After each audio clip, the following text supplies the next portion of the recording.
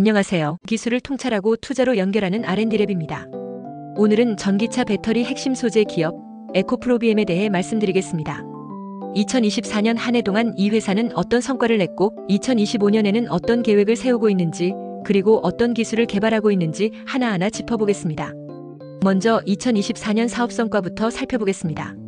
에코프로비엠은 올해 약 6조 원에 달하는 매출을 기록하며 사상 최대 실적을 올렸습니다. 이 성과의 중심에는 바로 하이니켈 양극재라는 핵심 기술이 있습니다.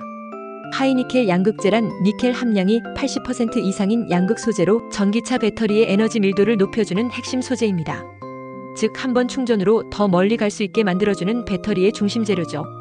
에코프로비엠은 이 양극재를 삼성 SDI, LG에너지솔루션, SK온 같은 글로벌 배터리 기업에 공급하면서 글로벌 시장 점유율을 빠르게 높였습니다. 2024년에는 헝가리 신규 공장의 본격 가동이 중요한 전환점이었습니다. 유럽 현지에서 양극재를 생산하게 되면서 수출 확대와 물류비 절감, 두 마리 토끼를 동시에 잡은 해였습니다. 또한 기존 국내 공장들도 공정 효율을 높이면서 원가를 절감하는 데 성공했죠. 이러한 점들이 에코프로비엠의 수익성과 경쟁력을 뒷받침하고 있습니다. 이제 2025년 계획을 보겠습니다. 에코프로비엠은 내년을 생산 확대와 기술 다변화의 해로 선언하고 있습니다. 우선 연간 생산 능력을 28만 톤 이상으로 확대할 계획입니다. 이 정도면 전기차 400만 대 이상에 들어갈 수 있는 양극재를 만들 수 있습니다. 또 하나 주목해야 할 점은 바로 LFP, 즉 리튬 인산철 양극재에 대한 준비입니다. 리튬 인산철은 기존 하이니켈보다 에너지 밀도는 낮지만 가격이 저렴하고 안전성이 뛰어나 보급형 전기차에 적합한 소재입니다. 에코프로비엠은 리튬 인산철 양극재 기술을 자체 개발하거나 글로벌 기업과 협업해 하이니켈과 리튬 인산철 양극재를 모두 생산하는 이중 전략을 구사할 계획입니다. 마지막으로 기술 개발 동향입니다. 에코프로비엠은 지금 세 가지 핵심 기술에 집중하고 있습니다. 첫째는 도핑 기술입니다.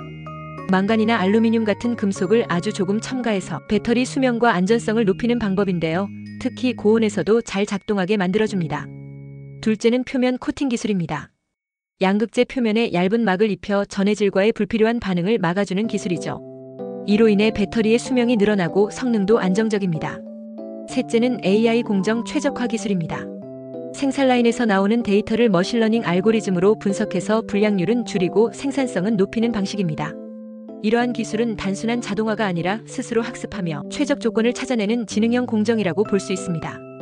지금까지 보셨듯이 에코프로비엠은 2024년에는 실적으로 증명했고 2025년에는 기술과 확장 전략으로 다시 한번 도약을 준비하고 있습니다. 이 회사가 어디까지 성장할지 우리가 지금 주목해야 할 이유는 충분해 보입니다. 에코프로비엠의 주가 상승을 견인할 수 있는 기술 개발에 대해 좀 더 자세히 쉽게 설명하겠습니다. 끝까지 시청하시고 투자에 대한 핵심 포인터를 챙겨가시면 좋겠습니다. 리튬 2차 전지 기술 중에서도 리튬 인산철, 즉 LFP 양극 소재의 기술을 중심으로 국내외 기업들을 비교해 보겠습니다. 우선 리튬 2차 전지는 전기를 저장했다가 다시 꺼내 쓸 수 있는 2차 전지입니다. 이 전지의 성능을 좌우하는 핵심은 바로 양극 소재입니다. 양극 소재는 리튬이 오고 가는 통로이자 전기 에너지를 저장하고 내보내는 역할을 합니다. 여기서 중요한 것이 리튬 인산철, 즉 LFP라는 소재인데요. 이 LFP는 올리빈 구조를 갖고 있어서 안정성이 뛰어나고 수명이 길며 폭발 위험이 낮은 특성을 가지고 있습니다. 그럼 이제 국내 기업부터 살펴볼까요?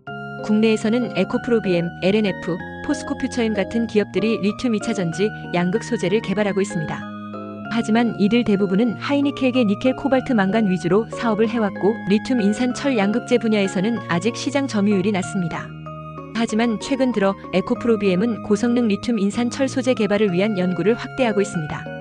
특히 도핑 기술을 활용해 전압을 높이고 에너지 밀도를 향상시키는 기술을 시도하고 있습니다.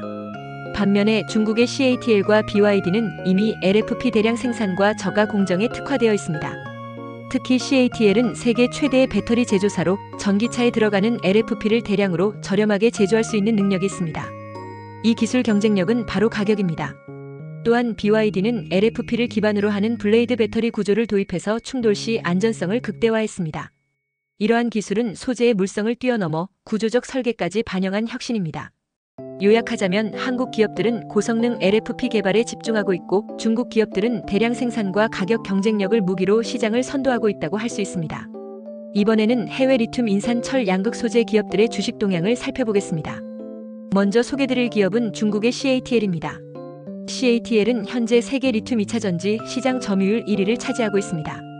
특히 테슬라, 현대, BMW 등 글로벌 자동차 회사의 배터리를 납품하고 있어 주식시장에서 높은 평가를 받고 있습니다. 2023년과 2024년 주가는 꾸준히 상승세를 이어갔고 전기차 수요 증가와 더불어 LFP 배터리 기술 확산이 주가 상승의 배경이 되었습니다. 또 다른 기업, BYD 역시 전기차 제조사이자 배터리 제조사입니다. BYD는 내부에서 전기차와 배터리를 동시에 개발하면서 비용을 절감하고 경쟁력을 키워왔습니다. 이 전략은 시장에서 매우 긍정적으로 평가되어 BYD의 주가는 꾸준히 상승했습니다. 이와 함께 미국의 A123 시스템즈는 과거 제너럴 모터스와 BMW의 배터리를 공급했던 회사로 LFP 기술을 기반으로 한 고속 충전용 배터리 개발에 특화되어 있었습니다. 하지만 경쟁 심화로 인해 현재는 인수합병을 거쳐 다른 회사로 편입되었습니다. 이처럼 해외 기업들은 LFP 배터리 기술을 실제 제품화하고 양산까지 연결한 경험을 바탕으로 시장 신뢰를 얻으며 주가에서도 긍정적 흐름을 보여주고 있습니다. 다음은 국내외 대학에서 진행되고 있는 LFP 양극 소재 연구 동향에 대해 말씀드리겠습니다. 먼저 국내에서는 서울대학교, 포항공대, 한국과학기술연구원 등이 중심이 되어 연구가 활발하게 이루어지고 있습니다. 이들 기관은 도펀트 설계, 즉 원자 단위에서 특정 원소를 넣어 성능을 개선하는 방식에 집중하고 있습니다. 예를 들어 망간 도핑을 통해 반응 전압을 높이고 철의 비율을 조절하여 에너지 밀도를 조절하는 연구가 진행되고 있습니다. 제1원리 계산이라는 방법을 통해 실제 실험에 앞서 이론적으로 어떤 원소 조합이 가장 효과적인지를 먼저 예측하는 접근 방식도 사용됩니다.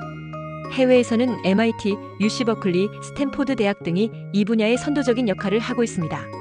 MIT는 고출력형 LFP 개발을 위한 표면 코팅 기술에 집중하고 있고 UC 버클리는 LFP 소재의 충방전 구조 변화를 인시투 방식으로 분석하는 기술을 개발하고 있습니다. 이들 대학 연구는 더 싸고 더 오래가고 더 안전한 배터리 소재 개발이라는 하나의 공통된 목표를 향합니다. 지금부터는 글로벌 시장에서 LFP 양극 소재가 가지는 경쟁력에 대해 말씀드리겠습니다. 현재 전 세계적으로 전기차와 에너지 저장 장치 수요가 폭발적으로 증가하고 있습니다. 이 두 산업에서 요구하는 배터리의 조건은 저비용, 안전성, 그리고 긴 수명입니다. 이 세 가지 조건을 가장 잘 충족하는 소재가 바로 리튬 인산철입니다. 시장 조사기관 S&E 리서치에 따르면 2024년 기준으로 LFP 배터리는 전체 2차 전지 시장의 약 40% 이상을 차지하고 있으며 그 비율은 계속 늘어날 전망입니다. 중국이 이 시장의 70% 이상을 점유하고 있는 가운데 한국과 미국, 유럽은 기술력 중심의 경쟁 전략으로 대응하고 있습니다.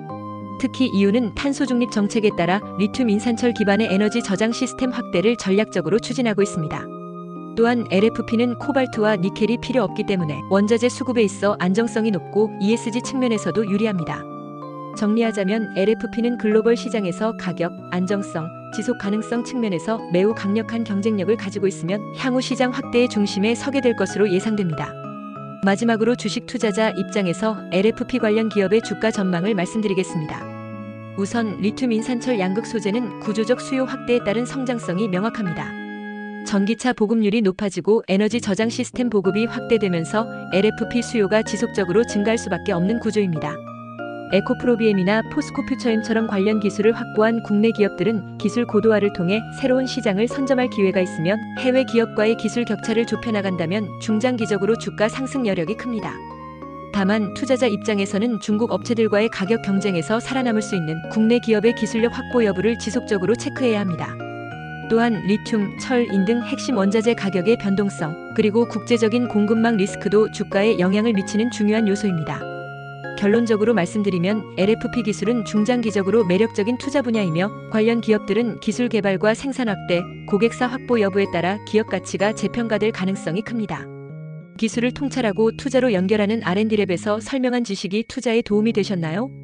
구독과 좋아요, 알림, 댓글 부탁합니다.